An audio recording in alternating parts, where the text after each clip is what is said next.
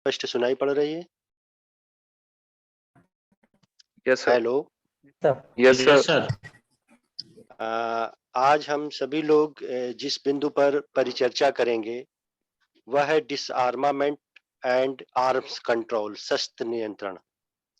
शस्त्र नियंत्रण के कल उससे पूर्व हम लोगों ने ह्यूमन राइट पे परिचर्चाओं के परिप्रेक्ष्य में कल परिचर्चा हुई हम लोगों की। आज हम लोग डिसआर्मामेंट एंड आर्म्स कंट्रोल के बिंदु पर परिचर्चा करेंगे। शस्त्र नियंत्रण को समझने से पूर्व निरस्त्रीकरण को समझना अत्यंत आवश्यक है। तो आज विश्व में होने वाली आप सभी लोग भली भांति परिचित हैं और देख रहे हैं कि विश्व में के सभी महाशक्तियों के बीच और विकासशील और विकसित देशों के बीच हथियारों की होड़ इतनी तेजी से चल रही है कि निरस्त्रीकरण और शस्त्र नियंत्रण क्या है, अब विश्व परिप्रेक्ष्य में इसका पुनरावलोकन करना अत्यंत आवश्यक हो गया है। तो शस्त्र नियंत्रण को समझने से पूर्व थोड़ा बहुत निरस्त्रीकरण को समझना अत्यंत आवश्यक हो जाता है। विश्व में होने वाले विनाशकारी युद्धों के पीछे राष्ट्रों में शस्त्रीकरण की होड़ एक प्रमुख कारण रही है। इस सदी के प्रथम और द्वितीय विश्व महायुद्ध शस्त्रीकरण के फलस्वरूप राष्ट्रों द्वारा शक्ति संतुलन की सीमा लांघ जाने की प्रक्रिया या उससे जुड़े हुए भय के कारण ही भड़क उठे थे। प्रथम विश्व युद्ध के बाद पेरिस के शांति सम्मेलन में मित्र राष्ट्रों के प्रतिनिधियों ने जर्मनी और उसके मित्र देशों को विसैन्यीकृत कर उसकी सैन्य शक्ति तथा शस्त्रीकरण को सामर्थ्य को परिसीमित कर दिया था, किंतु इसमें यूरोप के देशों में शस्त्रीकरण की होड़ कम नहीं हुई थी। सन 1920 से 1936 के मध्य अनेक सम्मेलनों द्वारा विश्व के प्रमुख शक्तियों ने निशस्त्रीकरण की दिशा में कुछ निर्णय लिए, जिनका कारगर साबित न होना द्वितीय विश्व युद्ध को भड़काने का प्रमुख कारण तत्कालीन परिस्थितियों में बन गया था। द्वितीय विश्व युद्ध की विभीषिका के बावजूद विश्व का साम्यवादी गैर साम्यवादी खेमों में बंट जाना निशस्त्रीकरण का घोर शत्रु साबित हुआ। सोवियत संघ और अमेरिका विश्व के महाशक्तियों के दो सबसे बड़े ध्रुव, जो आज रूस का विखंडन हो गया है। पहले प्रारंभिक दौर में रूस कई देशों का एक संघीकृत रूप में सोवियत संघ कहलाता था। तो तत्कालीन सोवियत संघ और अमेरिका दोनों परमाणु शस्त्रों की प्रतिस्पर्धा में एक दूसरे को पीछे धकेलने की नियत से अधिकाधिक परमाणु शस्त्रास्त्रों को जमा करने लगे थे। बाद में ब्रिटेन, चीन और फ्रांस भी इस प्रतिस्पर्धा में सम्मिलित हो गए। शस्त्रों की प्रतिस्पर्धा के बावजूद निशस्त्रीकरण के लिए द्वितीय विश्व युद्धों के बाद अनेक प्रयास प्रारंभ हुए। इन प्रयासों की श्रृंखला जिस तरह चल रही थी, उसमें शस्त्रों की प्रतिस्पर्धा के बावजूद निशस्त्रीकरण के लिए द्वितीय विश्व युद्ध के बाद जो अनेक प्रयास प्रारंभ हुए, तो इस दृष्टि से महाशक्तियों द्वारा अप्रचुरण संधि तथा साल्ट संधियां विशेष रूप से इसमें उल्लेखनीय हैं, जो इस दौरान की गई शस्त्रों की होड़ के लिए। अब निशस्त्रीकरण और शस्त्र नियंत्रण दोनों को परिभाषा का अगर हम अवलोकन करें तो दोनों में बहुत हेयर लाइन जैसा फर्क दिखाई पड़ता है। अगर उच्चारण की दृष्टि से हम निशस्त्रीकरण और शस्त्र नियंत्रण को जब अध्ययन करने का प्रयास करते हैं तो दोनों शब्दों का मतलब एक सा दिखाई पड़ता है, लेकिन दोनों के अर्थ अलग अलग हैं। सबसे पहले शस्त्र नियंत्रण को समझने के लिए निशस्त्रीकरण का अगर शाब्दिक अर्थ देखा जाए तो इसका शाब्दिक अर्थ है निशस्त्रीकरण का शारीरिक हिंसा के प्रयोग के समस्त शारीरिक हिंसा के प्रयोग के समस्त भौतिक और मानवीय संसाधनों का उन्मूलन। यह एक ऐसा कार्यक्रम है जिसका उद्देश्य हथियारों के अस्तित्व और उनकी प्रकृति से उत्पन्न कुछ विशिष्ट खतरों को कम करता है। इससे हथियारों की सीमा निश्चित करने या उन पर नियंत्रण करने या उन्हें घटाने का विचार व्यक्त होता है। निरस्त्रीकरण का लक्ष्य शस्त्रों का अस्तित्व आवश्यक रूप से निरस्त कर देना नहीं है, इसका लक्ष्य तो यह है कि जो भी हथियार इस समय उपस्थित है, उनके प्रभाव को घटा दिया जाए। यहाँ पर गौर करने वाली बात है, इसका मैं पुनः दोहरा देना चाहूँगा, जो निरस्त्रीकरण है, उसको जब अध्ययन किया जाए तो उसका जो लक्ष्य होता है, वह लक्ष्य होता है कि जो शस्त्र अस्तित्व में आ गए हैं, उनको निरस्त कर देना नहीं है। जो भी हथियार उस समय अस्तित्व में हैं, उनके प्रभावों को जब कम किया जाता है, तो उसको निरस्त्रीकरण कहा जाता है। मार्गेनथाउ नामक रक्षा विशेषज्ञ ने इस संदर्भ में एक अपनी उक्ति भी कही थी। वह उक्ति इस प्रकार है कि निरस्त्रीकरण कुछ या सब शस्त्रों या उनका समाप्त करना है, ताकि शस्त्रीकरण की दौड़ का अंत हो। निरस्त्रीकरण को शांति का एक साधन समझा जाता है। निरस्त्रीकरण का प्रायोजन शस्त्रों राष्ट्रों की लड़ाई के साधनों से ही वंचित कर देना है। निरस्त्रीकरण दर्शन के अनुसार युद्ध का एकमात्र प्रत्यक्षकरण शस्त्रों एवं हथियारों का अस्तित्व है।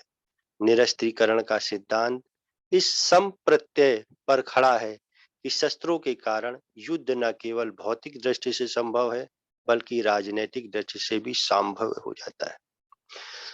अब निरस्त्रीकरण को थोड़ा सा समझने के बाद हम शस्त्र नियंत्रण को अब आगे समझने का प्रयास करते हैं, जो हमारे अध्ययन का प्रमुख बिंदु था। शस्त्र नियंत्रण क्या होता है? निरस्त्रीकरण के कार्यक्रम को कुछ विद्वान शस्त्र नियंत्रण या आयुध नियंत्रण, आर्म्स कंट्रोल कार्यक्रम कहकर पुकारतीकरण के अनुसार राष्ट्रों के पास शस्त्र होने ही नहीं चाहिए। जो निरस्त्रीकरण की डेफिनेशन है, उसमें यह आधार बनाया जाता है कि राष्ट्रों के पास शस्त्र बिल्कुल हो ही ना, अथवा संपूर्ण निरस्त्रीकरण हो जाए, ऐसा संभव भी नहीं है। फिर भी निरस्त्रीकरण केवल वर्तमान में उपलब्ध हथियारों का ही हो सकता है, जबकि शस्त्रों के उत्पादन की तकनीक में निरंतर प्रगति होती रहती है और इसके परिणाम स्वरूप नए हथियार बनते रहते हैं। अतः निरस्त्रीकरण को नए हथियारों पर लागू नहीं किया जा सकता है। इस प्रकार के नियंत्रण के लिए एक पृथक शब्दावली प्रयोग की जाती है और वह है शस्त्र नियंत्रण, यानी आर्म्स कंट्रोल। निरस्त्रीकरण शब्द का प्रयोग मौजूदा हथियारों के नियंत्रण के लिए किया जाता है और शस्त्र नियंत्रण यानी आर्म्स कंट्रोल शब्द का प्रयोग भविष्य के हथियारों के नियंत्रण के लिए प्रयोग किया जाता है, सैनिक शब्दावली की दृष्टि से। फिर से एक बार इसको मैं दोहरा देना चाहूंगा कि निरस्त्रीकरण शब्द का प्रयोग मौजूदा हथियारों के नियंत्रण के लिए किया जाता है और शस्त्र नियंत्रण शब्द भविष्य के हथियारों के नियंत्रण के लिए प्रयुक्त होता है। अतः निरस्त्रीकरण मौजूदा शस्त्रों पर नियंत्रण करने का प्रयत्न करता है और शस्त्र नियंत्रण शस्त्रों की होड़ को रोकने का प्रयास करता है। का अर्थ युद्ध संचालन के सभी शस्त्रों तथा सेनाओं को अंतर्राष्ट्रीय समझौते द्वारा घटाना है, जबकि शस्त्र नियंत्रण में वे सभी अंतर्राष्ट्रीय समझौते अथवा उपाय आ जाते हैं जिनसे स्वीकृति शस्त्रों के प्रयोग को नियंत्रित किया जाता है। शस्त्र नियंत्रण इस प्रकार शस्त्रों की कटौती पर उतना बल नहीं देता जितना कि इस बात पर कि किन विशिष्ट प्रकार के शस्त्रों का प्रयोग न किया जाए। शस्त्र नियंत्रण एक अंतर्राष्ट्रीय निरीक्षक संस्था की अनिवार्यता स्वीकार करता है, जो समस्त राज्यों का निरीक्षण करने में समर्थ हो। राज्यों द्वारा निश्चित शस्त्रों का निर्माण अथवा प्रयोग तो नहीं हो रहा है, यह भी अवलोकन करें। वस्तुतः निरस्त्रीकरण और शस्त्र नियंत्रण का अंतर ही शीत युद्ध के दौरान संयुक्त राज्य अमेरिका और सोवियत संघ द्वारा एक दूसरे के विरुद्ध प्रचार का स्रोत बन गया था। सोवियत संघ अमेरिका पर यह समय लगा था कि वह निरस्त्रीकरण से पूर्व ही नियंत्रण व्यवस्था चाहता है। उसी प्रकार अमेरिका का सोवियत संघ पर आरोप था कि वह बिना नियंत्रण की व्यवस्था के लिए निरस्त्रीकरण चाहता है। आगे अगर विश्व राजनीति के परिप्रेक्ष्य में शस्त्र नियंत्रण की अवधारणा का हम अध्ययन करें तो हम देखते हैं कि प्रथम विश्व युद्ध में ही शस्त्रास्त्रों की विनाशक शक्ति इतनी अधिक हो गई थी कि विश्व के शांति प्रेमी उस समय चिंतित हो उठे थे। द्वितीय विश्व युद्ध से परमाणु बम के विकास, हाइड्रोजन बम, न्यूट्रॉन बम, अंतर महाद्वीपीय प्रक्षेपास्त्र, लेजर हथियारों के विकास ने युद्ध को एक भयानक तांडव का रूप दे दिया था। यह अटूट सत्य है कि निकट भविष्य में यदि इन विनाशक शस्त्रों का प्रयोग हुआ तो सभ्यता संभवतः पुनः वहीं पहुंच जाएगी जिसके बारे में कहा जाता है कि आने वाला तृतीय विश्व युद्ध पत्थरों से लड़ा जाएगा। अधिकांश अंतरराष्ट्रीय राजनीतिक व्यक्तियों ने निशस्त्रीकरण और शस्त्र नियंत्रण के अर्थ को ठीक ठाक समझने में भ्रम पाल लेते हैं। स्लीचर के शब्दों में देखा जाए, स्लीचर एक अपने रक्षा विशेषज्ञ थे। उन्होंने कहा है कि शस्त्र नियंत्रण को कुछ लेखक व्यापक शब्द मानते हैं जिसमें शस्त्रों के संबंध में किसी प्रकार का ऐसा सहयोग शामिल है जो शस्त्र दौड़ में कटौती कर सके, युद्ध की संभावनाओं को कम कर सके या इसके क्षेत्र तथा हिंसा को सीमित कर सके।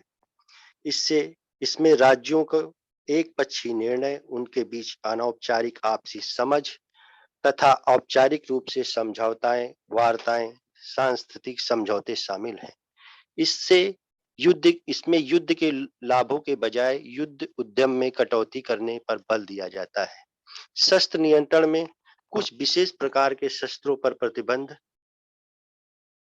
या युद्ध सामग्री।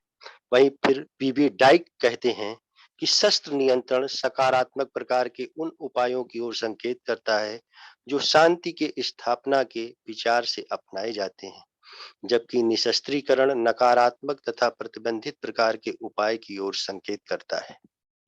प्रतिबंधित प्रकार की उपायों की ओर संकेत करता है जिनका परिणाम अपने आप निकालने की कल्पना की जाती है।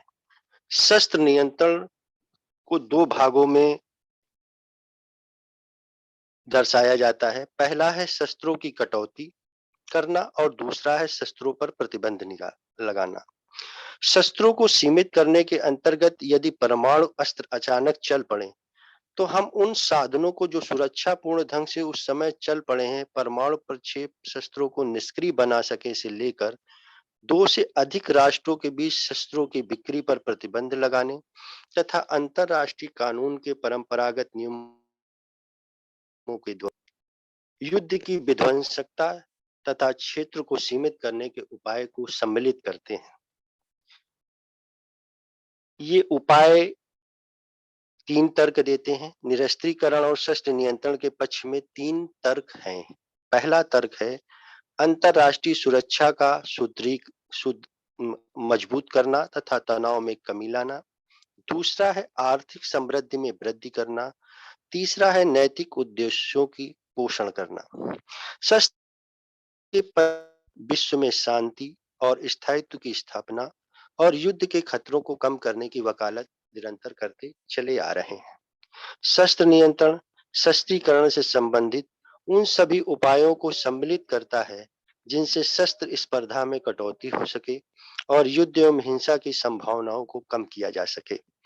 इस सच्चाई को कौन इनकार कर सकता है कि यदि राष्ट्रों का नवीन विध्वंसक हथियारों के निर्माण, विकास और भंडारण करने की छूट मिलती रहे तो विश्व भर में विद्यमान शस्त्रों को कम करने या उनकी समाप्ति मात्र से विश्व शांति का लक्ष्य प्राप्त नहीं किया जा सकता। यह सभी को ज्ञात है कि युद्ध किसी न किसी बहाने सभ्यता का आंचल रक्त रंजित करता चला आ रहा है। फिर भी राष्ट्र शक्ति अर्जित करने के प्रयास में किसी भी प्रकार की ढील नहीं दे रहे हैं। युद्धों से त्रस्त मानवता ने सदैव यह कहा है कि शांति के अभाव में जीवन में रोशनी की कोई संभावना नहीं। इसी परिकल्पना के आलोक में सर्वप्रथम निरस्त्रीकरण और तत्पश्चात शस्त्र नियंत्रण की भावना का विश्व पटल पर उदय हुआ। यह ध्यान भी रखना चाहिए कि शस्त्र नियंत्रण निशस्त्रीकरण का विकल्प नहीं है, बल्कि संसार को एक ऐसी व्यवस्था प्रदान करने का प्रयास है जिसमें हथियारों की समाप्ति की पूर्ण संभावनाएं विद्यमान हो। विश्व शांति का सैद्धांतिक पक्ष निशस्त्रीकरण और शस्त्र नियंत्रण को एक दूसरे से जुदा करने की इजाजत भी नहीं देता है। वास्तव में शस्त्र नियंत्रण की अवधारणा का उदय 1950 के मध्य प्रारंभ हुआ और उसके बाद मुख्यतः अधिकांश प्रयास हथियारों की दौड़ को रोकने की दिशा में शस्त्र नियंत्रण को ध्यान में रखकर किए गए। शस्त्र नियंत्रण की दिशा में किए गए कुछ उल्लेखनीय प्रयास हैं, जिसके बारे में यहाँ मैं आपको बताना चाहूंगा। जो पहला प्रयास था वो परमाणु परीक्षण निषेध संधि थी। यह सन 1963 में हुई थी। इसे अब तक इससे अब तक लगभग 110 राष्ट्रों की स्वीकृति मिल चुकी है। भारत इस संधि पर हस्ताक्षर करने वाले देशों में शामिल है, जबकि फ्रांस और चीन ने इस संधि को नहीं स्वीकारा था, इसका विश्व पटल पर विरोध किया। इस संधि में यह स्वीकार किया गया है कि परमाणु परीक्षण वातावरण को दूषित करते हैं।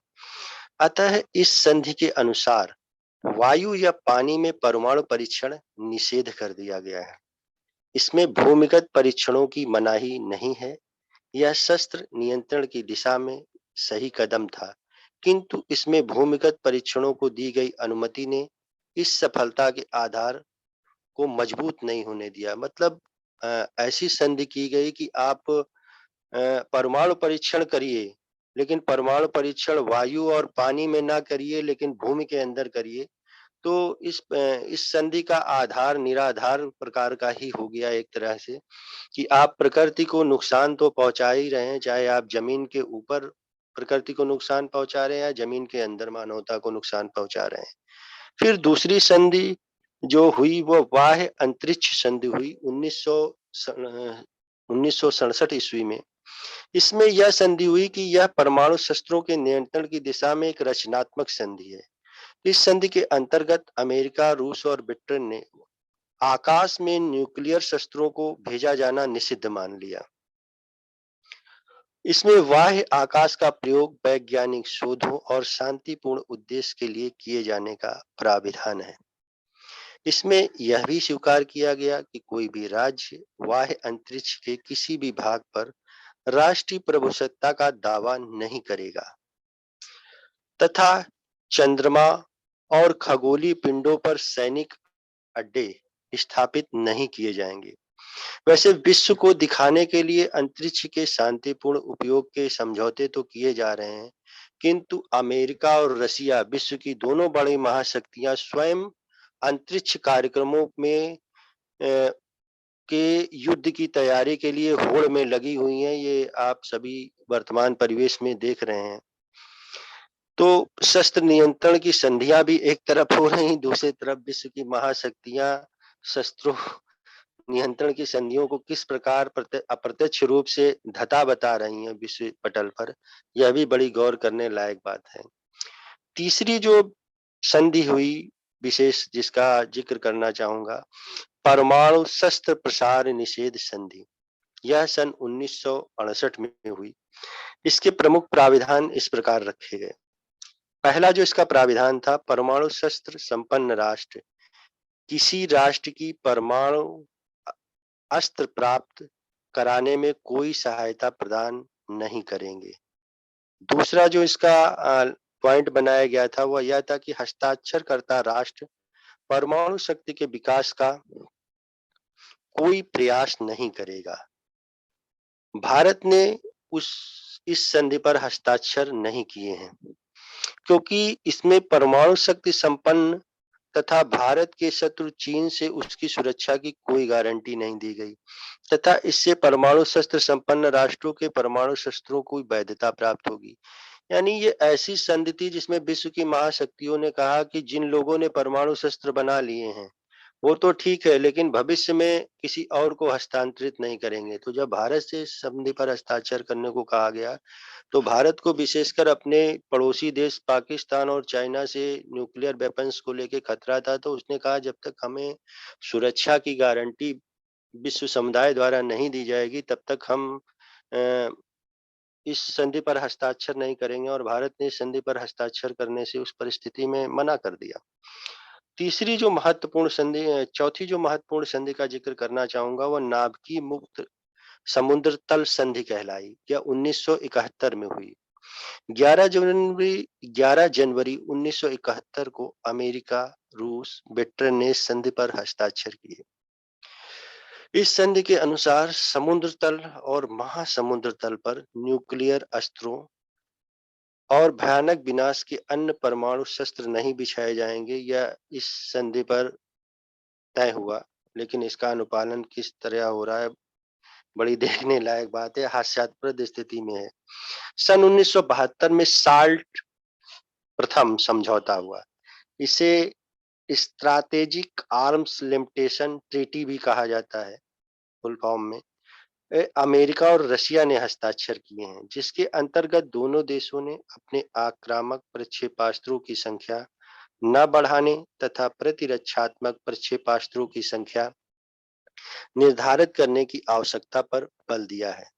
संधि के पालन की जांच हेतु प्रत्येक राष्ट्र को अंतर्राष्ट्रीय कानून के अनुसार वैध पद्धतियों के प्रयोग की अनुमति दी गई है। साल्ट द्वितीय हुआ 1979 ईस्वी में। इस संधि पर रूस और अमेरिका ने हस्ताक्षर किए, जिसके द्वारा दोनों देशों में सामरिक हथियारों के रखने के अधिकार को सीमित कर दिया गया, किंतु रूस द्वारा अफगानिस्तान में हस्तक्षेप के कारण यह प्रयास निरर्थक हो गया। तीसरा जो सातवां जो महत्वपूर्ण समझौता हुआ वो था वाशिंगटन शिखर सम्मेलन। यह 1987 ईस्वी में संपन्न हुआ। इसमें रीगन और गोर्बाचोव ने परमाणु शस्त्रों की कटौती से संबंधित एक ऐतिहासिक समझौते पर हस्ताक्षर किए 9 दिसंबर 1987 को। वास्तव में यह पृथ्वी की एक बड़ी उदाहरणीय घटना थी। उस समय यह प्रथम मौका था जब परमाणु शस्त्रों के निर्माण पर नियंत्रण की ही नहीं बल्कि पूरी तरह नष्ट करने की बात उस संधि के दौरान उठी थी। इस संधि के अंतर्गत विश्व को लगभग 1000 प्रक्षेपास्त्रों, जिन पर 1800 अस्त्रमुख वारहेड्स लगे थे, से मुक्ति मिल जाएगी, ऐसा उस दौरान चर्चा के दौरान विषय आया। लेकिन संधि में दोनों महाशक्तियों ने प्रक्षेपास्त्रों के ठिकानों के निरीक्षण की बात भी की। आज 1000 से ऊपर रॉकेट और उसमें लगे 1850 एटम बमों को नष्ट करने की उस समय संधि हुई। लेकिन यह संधि भी किस तरह की परिणति पर पहुंची, यह कहना बड़ा ही इस समय अजीब है, क्योंकि इस संधि की परिणति भी सफल रूप में हो पाई ऐसा विश्व पटल पर दिखाई नहीं पड़ता है। पेरिस समझौता 1990 में हुआ। 19 नवंबर 1990 को पेरिस में नाटो और वार्सा संधि के 34 शासनाध्यक्षों ने एक ऐतिहासिक समझौते पर हस्ताक्षर किए। इस संधि के द्वारा यूरोप में शीत युद्ध को समाप्त करने का जो लक्ष्य रखा गया, जिस पर सर्वप्रथम हस्ताक्षर करने वालों में उस समय फ्रांस के तत्कालीन राष्ट्रपति मितारा थे। 200 पृष्ठों की इस संधि में दोनों गुटों के लिए सैनिकों की संख्या निर्धारित की गई, लेकिन परंपरागत शस्त्रों की अधिकतम संख्या प्रत्येक देश के लिए इस प्रकार नियत की गई, जैसे आर्म्स पर्सनल कैरियर 30,000 रहे, आर्टिलरी पैसेज 20,000, टैंक 20,000, लड़ाकू विमान 6,800। तत्कालीन समय में यह तय हुआ था। लड़ाकू हेलीकॉप्टर 2000 रखे जाएं। संधि में यह भी व्यवस्था रखी गई थी कि जांच पड़ताल की व्यवस्था भी शामिल की गई थी, जिससे कोई पक्ष इस संधि के प्रावधानों का उल्लंघन न कर सके। संधि पर हस्ताक्षर करने के बीच अमेरिका के तत्कालीन राष्ट्रपति जॉर्ज बुश ने कहा कि इस संधि से यूरोप में आपसी सद्भाव और मैत्री का एक नया युग प्रारंभ होगा। यहाँ यह देखने वाली बात है कि यूरोपीय देशों ने दूसरे विश्व युद्ध के बाद अपनी इस पहली शिखर वार्ता में न केवल एक चार्टर को स्वीकार किया, बल्कि उन्होंने लोकतंत्र, मानवाधिकार तथा आर्थिक स्वतंत्रता के प्रति वचनबद्धता को भी उस समय दोहराया। मिखाइल गोर्बाचोव ने कहा कि यूरोप में शीत युद्ध का एक कटु अध्याय समाप्त हो गया है, अतः हम शांतिपूर्ण और स्थिर यूरोप की स्थापना कर सकेंगे। स्टार्ट 1 का भी जिक्र करना यहाँ पर हम चाहेंगे। इसमें पूर्व सोवियत संघ और अमेरिका के बीच 31 जुलाई 1991 को स्टार्ट समझौता संपन्न हुआ, जिसमें घातक आणविक हथियारों में 30% कटौती का निर्णय लिया गया। इसके लिए एक संयुक्त निगरानी आयोग गठित किया गया, लेकिन उसके बाद सितंबर के अंतिम सप्ताह में राष्ट्रपति बुश ने भारी पैमाने पर आणविक हथियारों की कटौती की घोषणा कर दी, जिससे स्टार्ट समझौते में जिन आयुधों को नहीं हटाया गया वे भी टूट गए। सोवियत संघ के बिखराव के बाद स्टार्ट 1 पर विराम हो गया।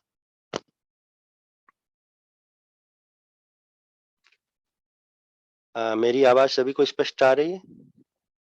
Yes sir. स्टार्ट सेकंड हमें लग रहा है 40 मिनट की लिमिट क्या इसमें सेट सर होगी? अभी कोई लिमिट नहीं है शायद इसमें, क्योंकि मैसेज लिख के आ रहा था this meeting has no longer any limit. तो आप अच्छा, कंटिन्यू करिए। तो स्टार्ट 1 के बाद स्टार्ट 2 समझौता हुआ। इसमें अमेरिका और रूस ने वर्ष 1993 में एक बार फिर परमाणु हथियारों में 2/3 कटौती के दस्तावेज पर हस्ताक्षर किए और वहीं से स्टार्ट 2 प्रारंभ माना जाता है। इस समझौते में अमेरिका ने अपने परमाणु हथियारों के भंडारण की 7वें दशक और रशिया ने 8वें दशक के बीच के स्तर पर लाने को राजी हुए। वहीं दूसरी ओर चीन, फ्रांस और ब्रिटेन का इस संधि से कोई भी सरोकार नहीं था। हथियार किस लिए सुरक्षित हैं, यह भी सोचने का विषय था। इसी यह जो संधि थी स्टार्ट टू बी, यह भी संदेह के घेरे में मानी जानी चाहिए।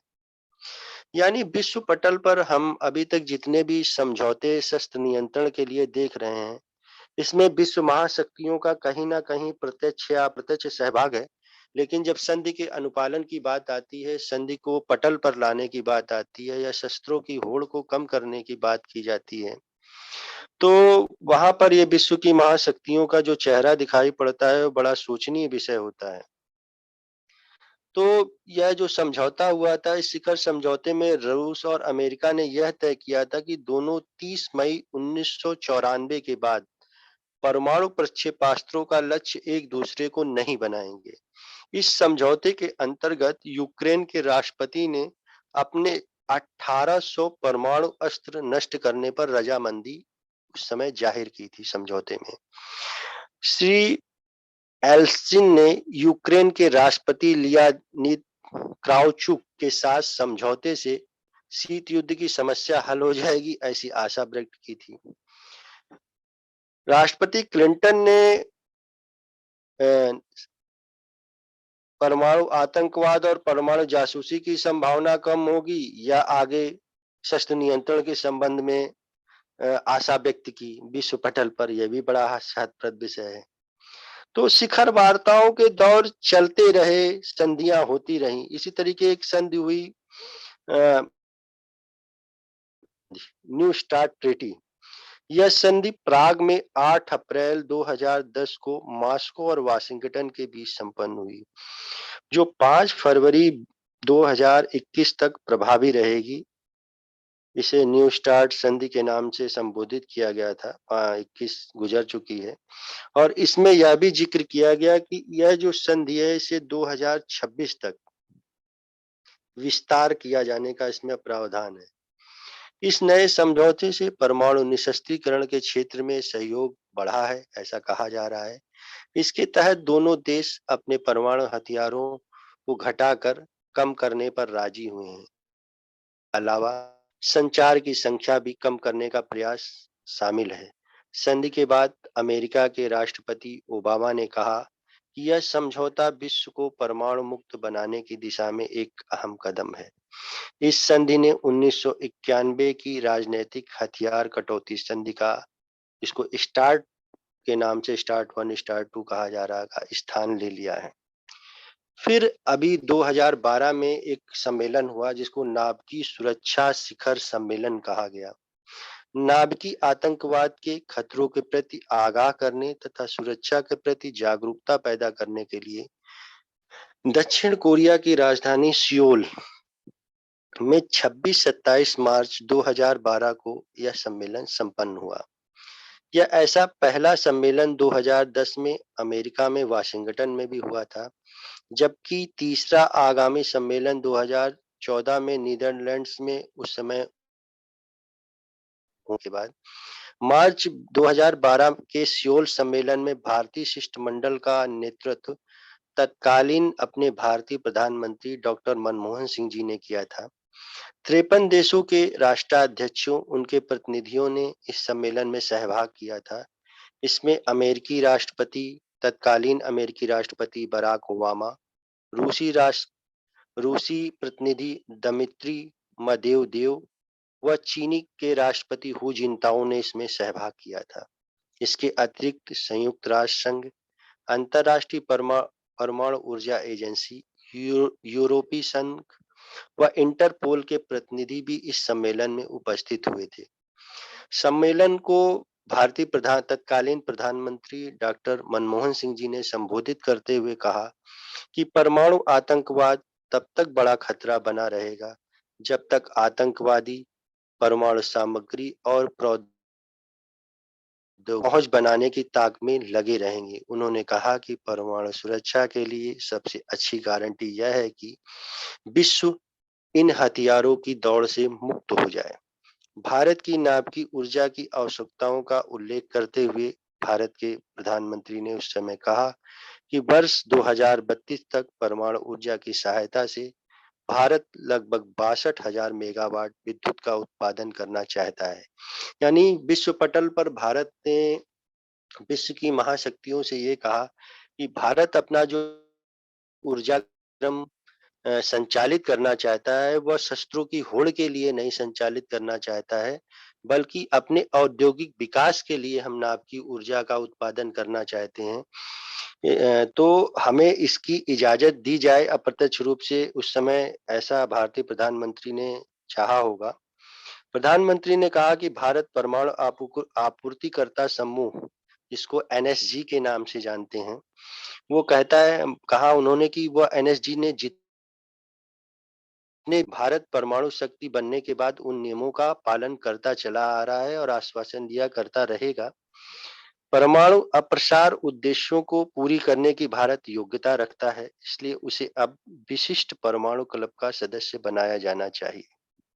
जिन 4 परमाणु क्लबों में भारत की सदस्यता की वकालत तत्कालीन प्रधानमंत्री जी ने की थी, उनमें नाभिकीय आपूर्तिकर्ता समूह एनएसजी, मिसाइल प्रौद्योगिकी नियंत्रण शासन, missile technology control regime MTCR, Wassenaar arrangement व ऑस्ट्रेलिया ग्रुप भी शामिल हैं।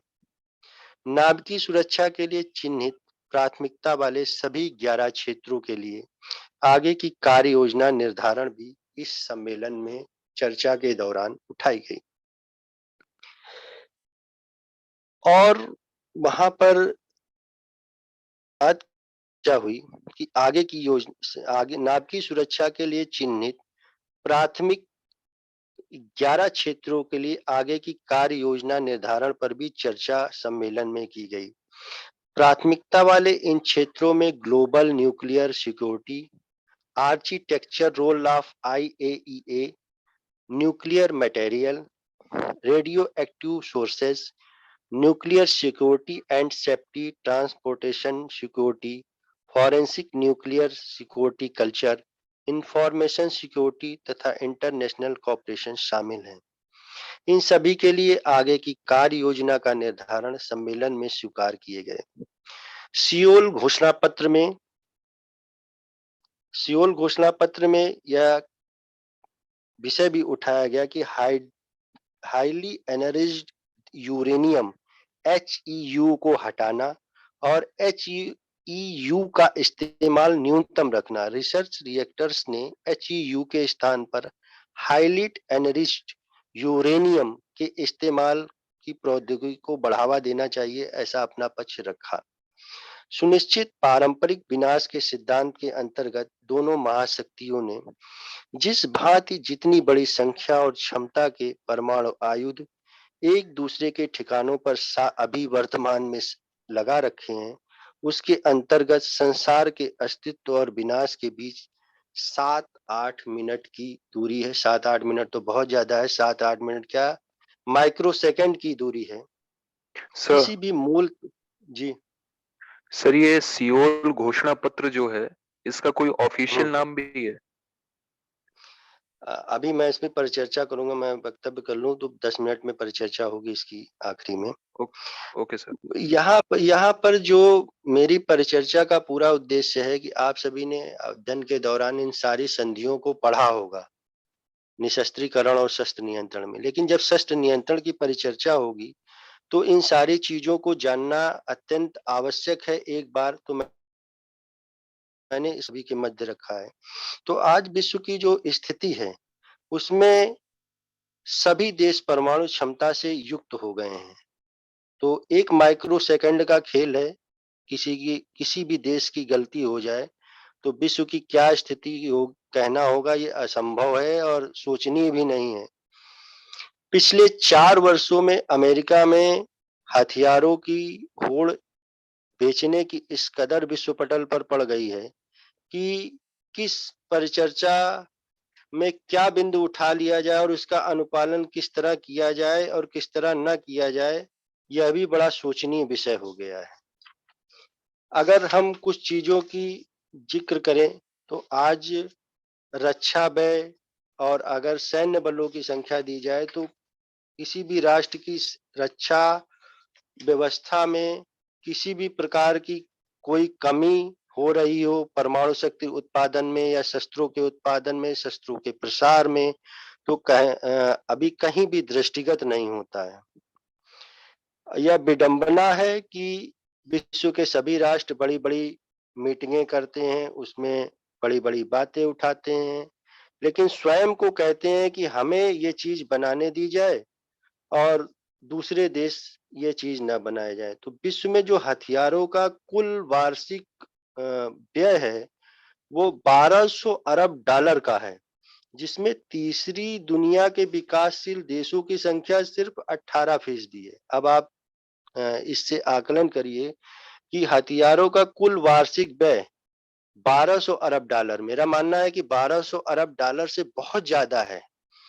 और इसमें तीसरी दुनिया का मतलब विकसित और विकासशील देशों की यहाँ बात हो रही है। तो जो विकासशील देश हैं जिसमें अपना साउथ एशिया कंट्रीज और अन्य छोटे देश आते हैं, इनकी जो भागीदारी है वो 18% बताई जा रही है और 97% हथियारों का व्यापार बड़े औद्योगिक राष्ट्र करते हैं।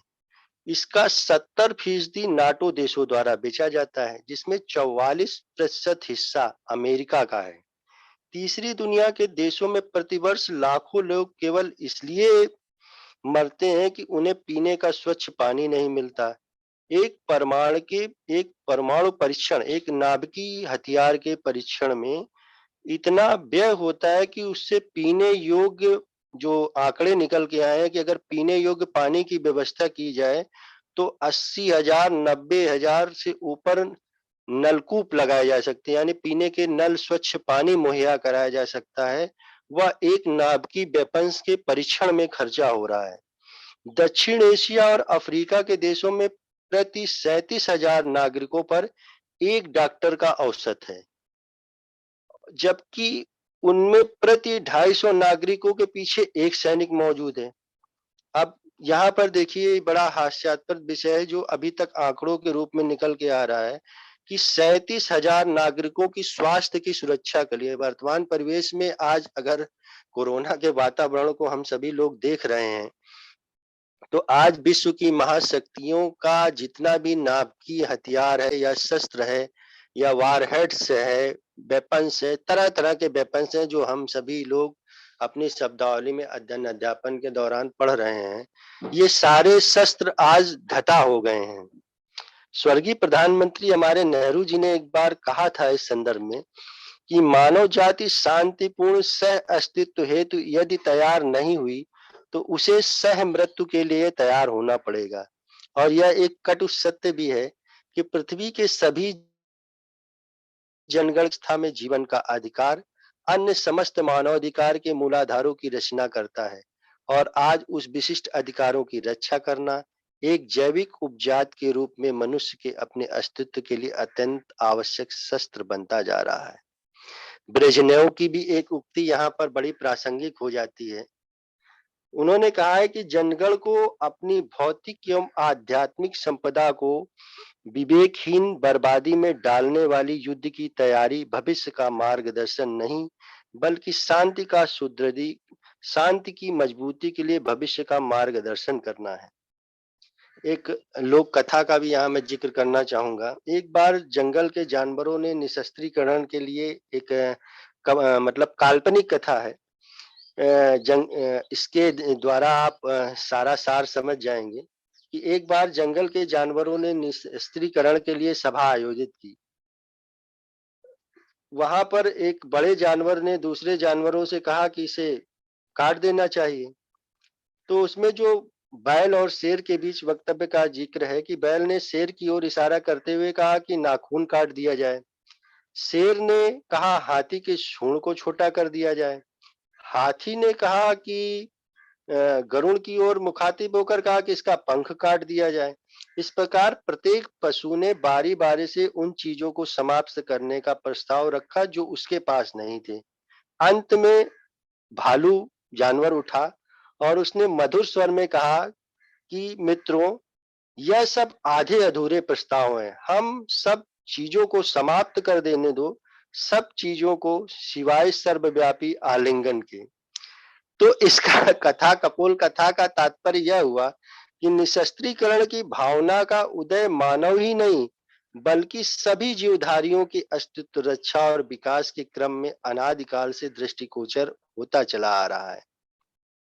निशस्त्रीकरण व्यापक अर्थों में सभी परंपरागत तथा परमाणु शस्त्र के पूर्ण समापन से है।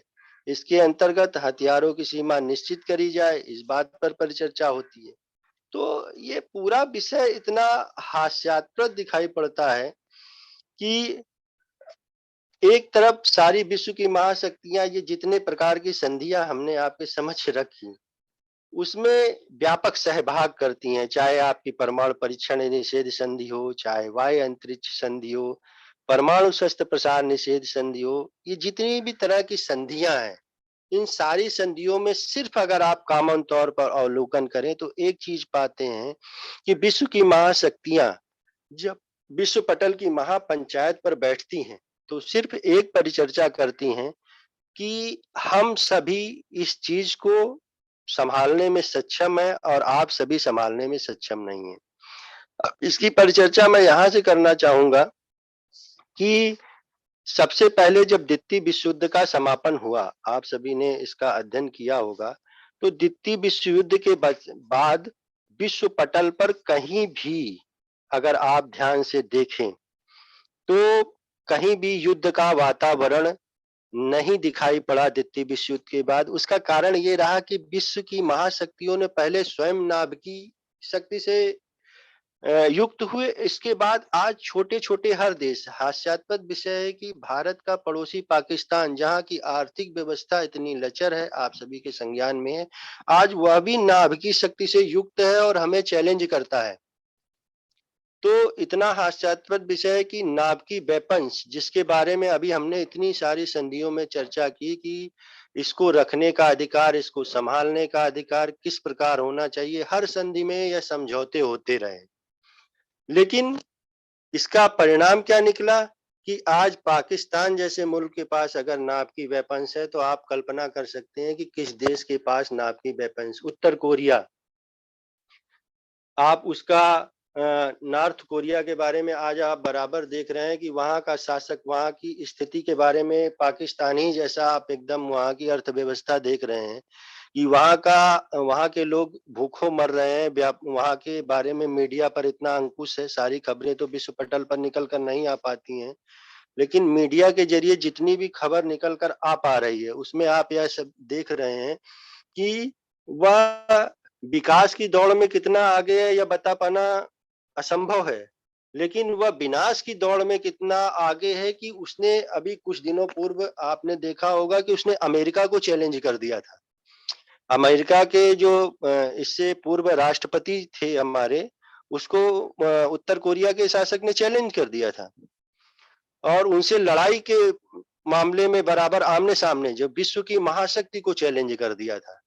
तो यह स्थिति हो गई है कि जो नाभिकीय अस्त्रों का प्रसार, नाभिकीय अस्त्रों की बार-बार इसलिए चर्चा करना चाहेंगे कि नाभिकीय अस्त्र के बाद कोई बड़ा अस्त्र अस्तित्व में आया ही नहीं है, क्योंकि नाभिकीय अस्त्र का प्रयोग जिस दिन भी होगा, उस दिन विश्व की पटल से क्या स्थिति होगी, विश्व में कौन रहेगा, कौन नहीं रहेगा, यह कल्पना कर पाना असंभव है। आज सभी देशों के पास नाभिकीय वेपन्स उपलब्ध हो गए हैं। कितना हास्यास्पद विषय है। आज एक गौर करने वाली बात और भी यहाँ करना चाहूंगा, क्योंकि शस्त्र नियंत्रण की बातचीत हो रही है। शस्त्र नियंत्रण के बारे में सारे मंतव्य रखे गए।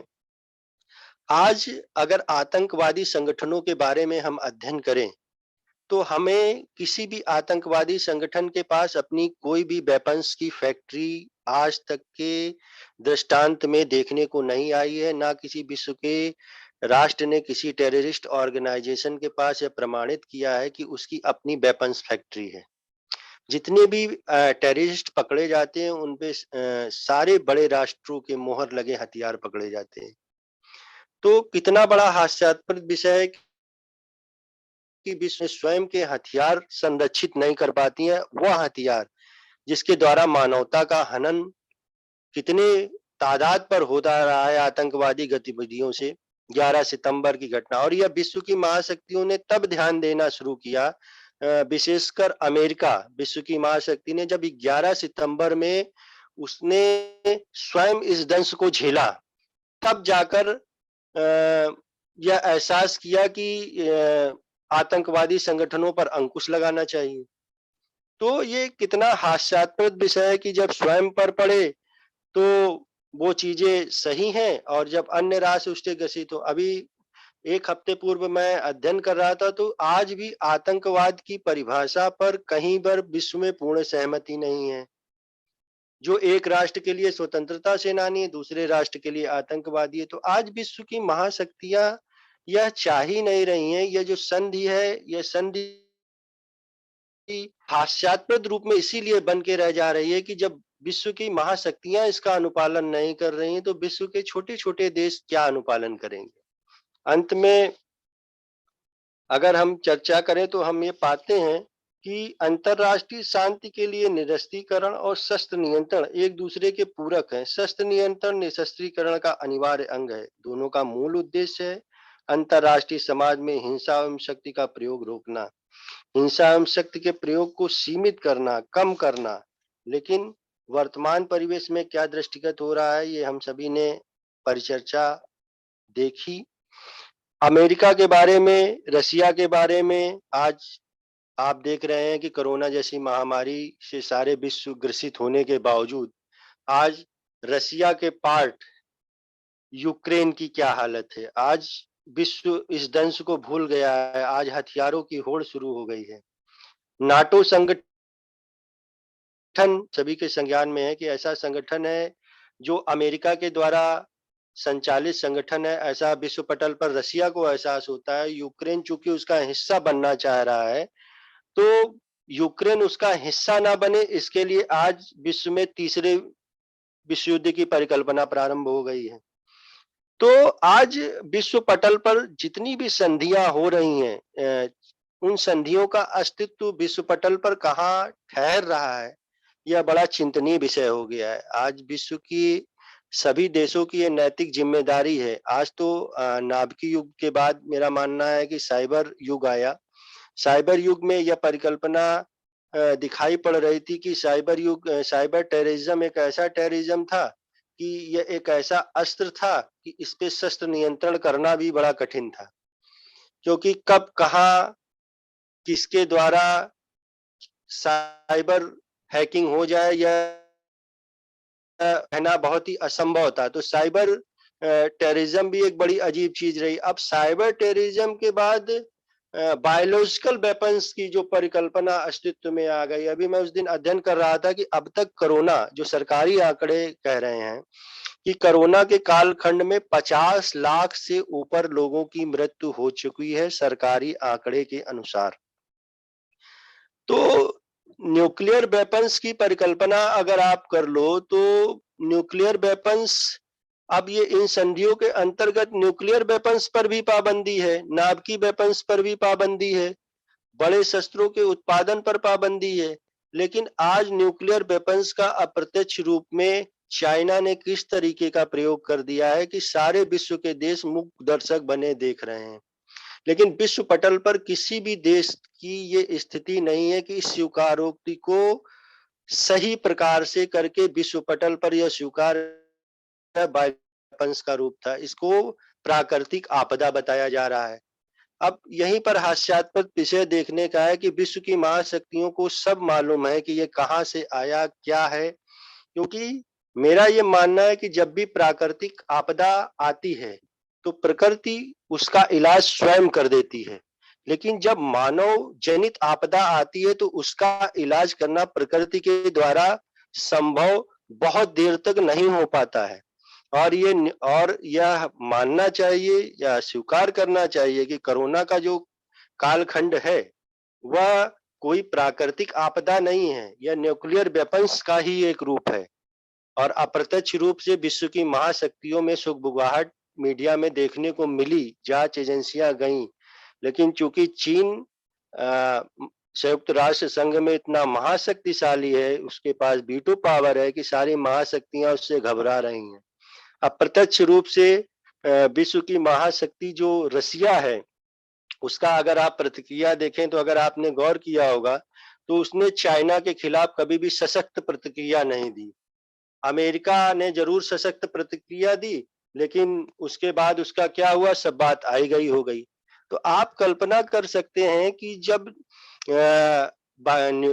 बायोलॉजिकल वेपन्स का एक छोटा सा रूप, जब जैसे न्यूक्लियर वेपन्स जब अस्तित्व में आया तो ये छोटे-छोटे देशों के पास नहीं था। पाकिस्तान, उत्तर कोरिया जैसे भुखमरी के कागार वाले देशों के पास नहीं था, महाशक्तियों के पास था।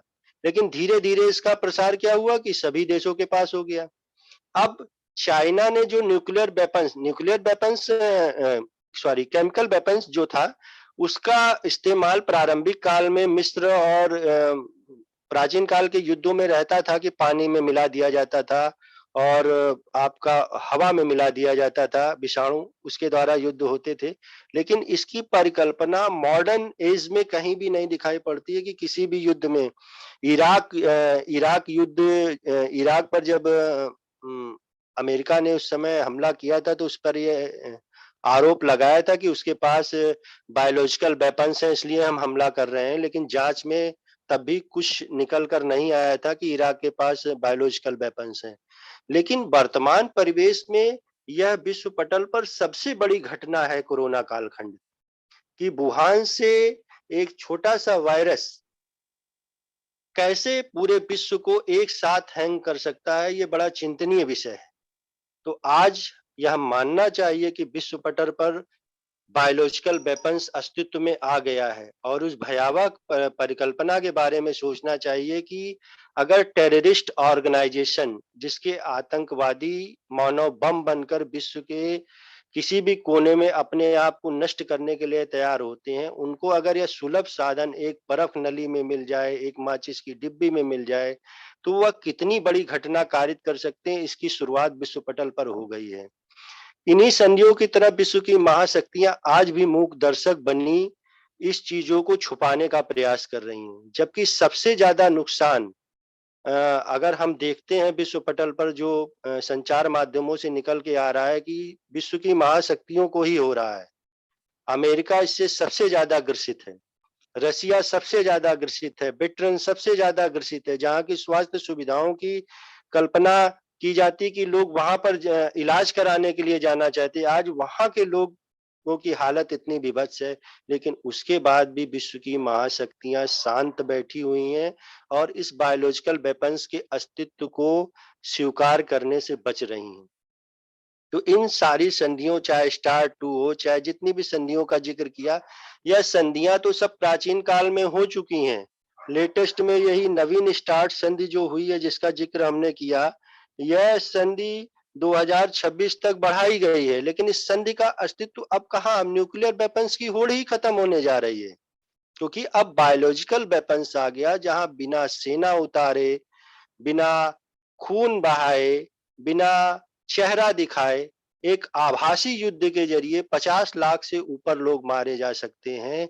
अब वर्तमान में विश्व की महाशक्तियों को बायोलॉजिकल वेपन्स के लिए भी कोई ना कोई एक सम्मेलन बुलाना पड़ेगा। सम्मेलन बुलाए भी गए, लेकिन सारे विश्व की महाशक्ति यह साबित करने में असफल है अभी तक कि यह बायोलॉजिकल वेपन्स का रूप है।